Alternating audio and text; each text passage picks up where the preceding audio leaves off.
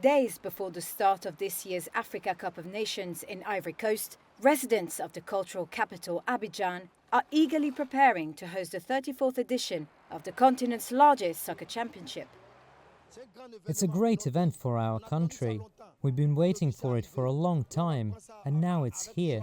We're going to live it with a lot of joy so that the African Cup of Nations is good for the Ivory Coast team, and so that the cup really stays here.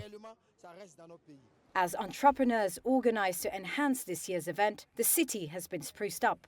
In Abidjan's upscale golf district, a musical fountain and a water screen called Abidjan Laguna Show have been set up on the lagoon. Karim Ouattara is a project's organizer.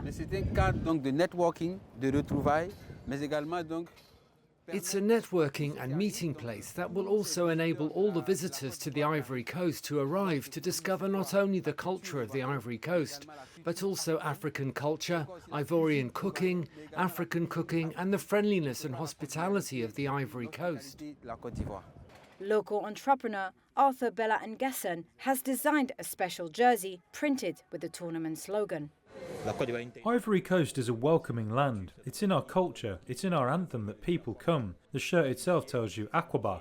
That means to feel at home, but we want the cup to stay with us.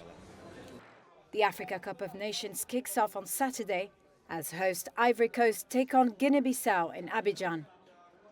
The rest of the tournament will take place in 5 different cities across the coastal West African nation and run through to February 11th.